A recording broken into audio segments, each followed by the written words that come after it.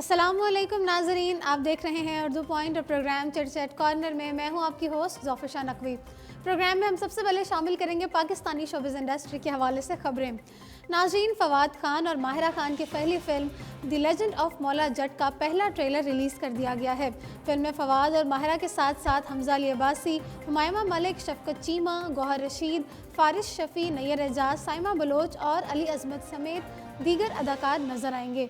मगर ये फिल्म मौला जट, फवाद खान और नूर-ए-नत हमजा अली अब्बासी के गिर्द घूमती नजर आएगी, जो कि पाकिस्तानी फिल्म भी पहली साबित होगी जो पाकिस्तान के साथ साथ चीन में भी बैक वक्त पर रिलीज़ होगी।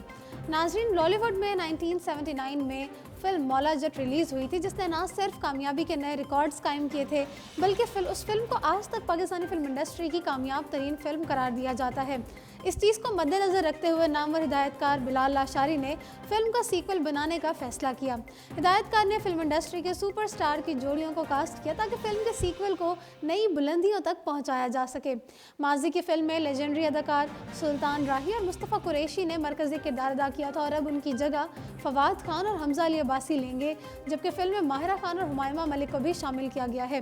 ट्रेलर देखकर ये अंदाज़ा होता है कि एक्शन से भरपूर फिल्म साबित होने वाली है और ये माजी की मौला जट की कहानी से काफ़ी मुख्तलिफ भी महसूस होती है। नाज़रीन, इसे पाकिस्तानी तारीख की महंगी तरीन फिल्म भी करार दिया जा रहा है और ट्रेलर देखकर इसका अंदाज़ा बखूबी लगाया जा सकता है। पाकिस्तानी फिल्म वॉर से शोहरत हासिल करने वाले डायरेक्टर बिलाल लाशारी इस प्रोजेक्ट पर कई बरसों से काम कर रहे हैं, जिसकी पहली झलक और रिलीज़ की तारीख का ऐलान रवां माह के शुरू में किया गया था और यह फिल्म अगले साल ईद उल फितर के मौके पर रिलीज़ की जाएगी।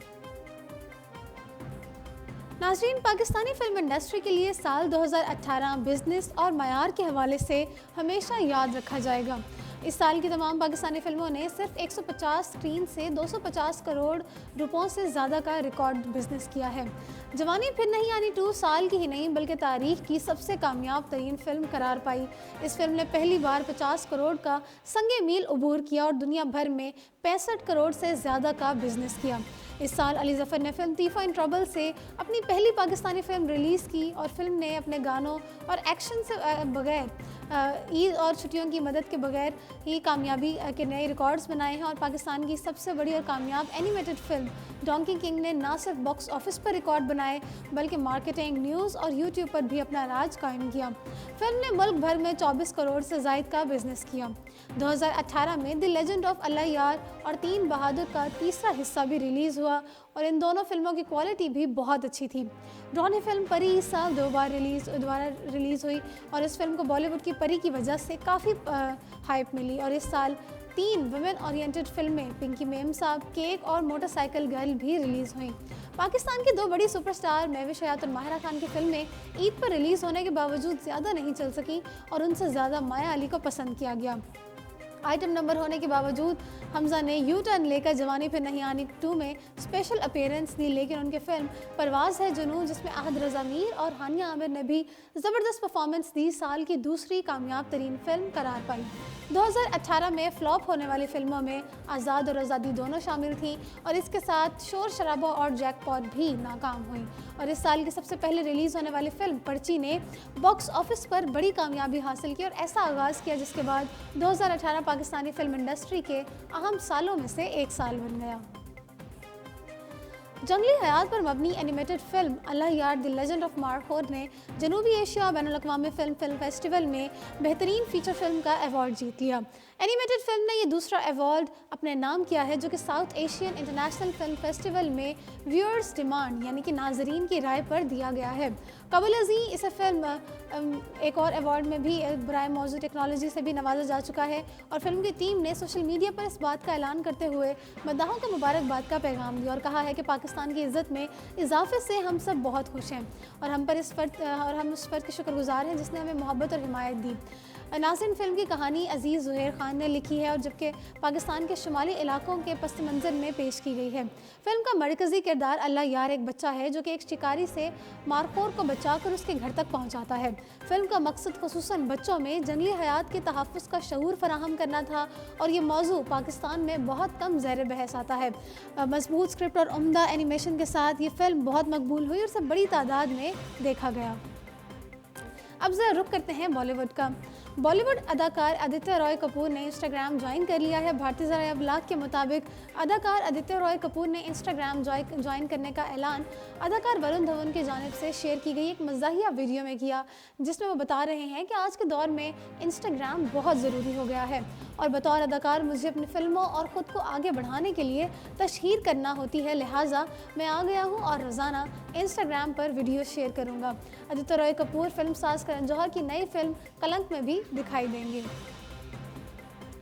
नाज़रीन, बॉलीवुड किंग शाहरुख खान की फिल्म ज़ीरो शायकीन को मुतासर करने में नाकाम रही, जिसके सबब फिल्म पहले रोज़ खातिर ख्वाह बिजनेस ना कर सकी।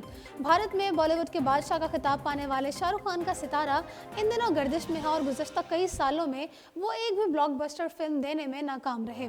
ताहम उनकी नई फिल्म ज़ीरो से ना सिर्फ शायकीन को बल्कि खुद अदाकार को भी उम्मीदें वाबस्ता थी, जबकि फिल्म की क्रिसमस पर रिलीज से फिल्म साजों को कमाई की ज़्यादा तवक्को थी।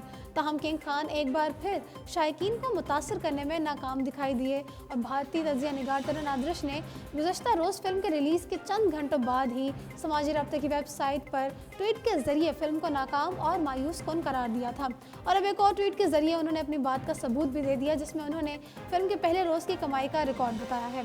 तरुण आदर्श ने ट्वीट में कहा कि शाहरुख खान की फिल्म ज़ीरो को रिकॉर्ड स्क्रीन मिली, लेकिन इसके बावजूद फिल्म खातिर ख्वाह कमाई करने में नाकाम रही और क्रिसमस के मौके पर भी फिल्म पहले रोज़ सिर्फ 20 करोड़ कमाने में कामयाब हुई है। समाजी राब्ते की वेबसाइट पर एक साहिब ने ट्विटर में तरुण आदर्श की तज्जिया की तारीफ करते हुए लिखा कि उन्होंने एक ही साल में बॉलीवुड के तीनों खान्स की फिल्मों को पहले ही रोज़ फ्लॉप करार दे दिया और इनका तज्जिया बिल्कुल ही दुरुस्त साबित हुआ।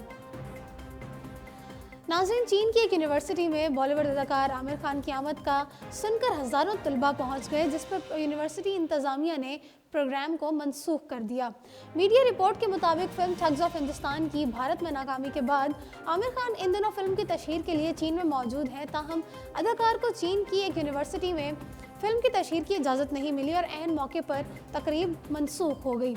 इतलात के मुताबिक चाइनीज़ यूनिवर्सिटी में मुनाकिदा तकरीब पर आमिर खान की जानिब से चाइनीज़ तालिब इल्मों से सिर्फ मुलाकात पर मबनी थी, लेकिन तालिब इल्मों को सोशल मीडिया के ज़रिए पता चला कि ये तकरीब महज एक मुलाकात नहीं बल्कि फ़िल्म ठग्स ऑफ हिंदुस्तान की तशहीर के हवाले से है, जिसमें फ़िल्म के दीगर किरदार भी शरीक हो रहे हैं। यूनिवर्सिटी इंतज़ामिया को तकरीब शुरू होने से एक घंटा कबल ही फिल्म की तशहीर के हवाले से इल्म हुआ, जिस पर इंतज़ामिया ने यह तकरीब मनसूख कर दी। कहा जा रहा है कि यूनिवर्सिटी इंतज़ामिया ने यह तकरीब निजी कंपनी की जानिब से फिल्म की तशहीर से मुतालिक आगाह ना करने की वजह से मनसूख की, जबकि दूसरी जानिब आमिर खान के तर्जुमान ने तरदीद करते हुए कहा है कि तकरीब की मनसूखी की वजह दरहकीकत तकरीब की जगह है जो सिर्फ 400 अफराद के लिए है। ताहम फिल्म ठग्स ऑफ हिंदुस्तान के दीगर किरदारों की आमद की खबर सोशल मीडिया पर आम होने की वजह से वहां 3000 से ज़ायद अफराद पहुंच गए, जिनकी वजह से यूनिवर्सिटी इंतज़ामिया को ये तकरीब मनसूख करना पड़ी। नाज़रीन, भारत में इंतहा पसंद हिंदू जमातों ने मारूफ अदाकार नसीरुद्दीन शाह को गद्दार करार देते हुए धमकाना शुरू कर दिया है। इस बार आलमी शोहरत याफ्ता मारूफ भारतीय अदाकार नसीरुद्दीन शाह को इंतहा हिंदू पसंद जमातों की रिवायती शिद्दत पसंदी का सामना है।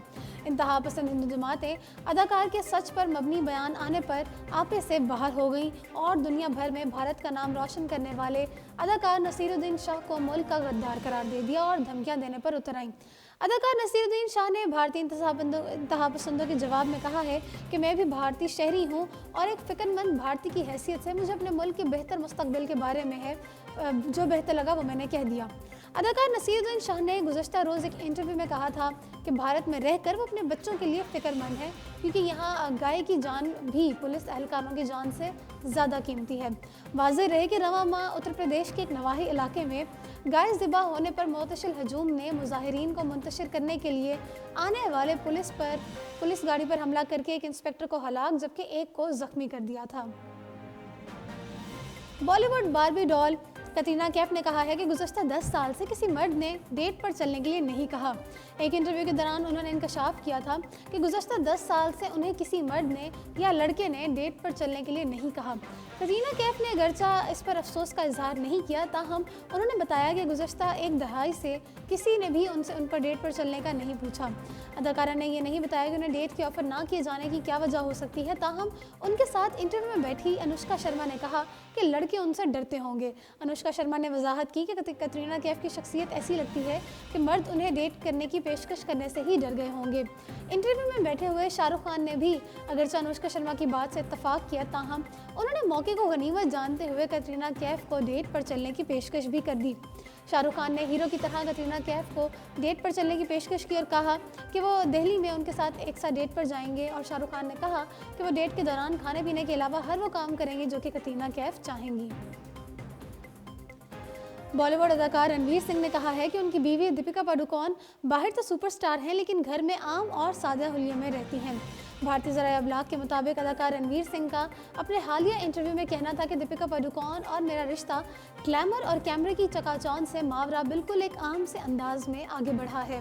उन्होंने मजीद कहा कि वो अपने बारे में यूँ यकीन से नहीं कह सकते, लेकिन अपनी बीवी दीपिका के मुतालिक वो यकीन से कहते हैं कि वो घर में एक आम और सादा हुलिये में रहती हैं।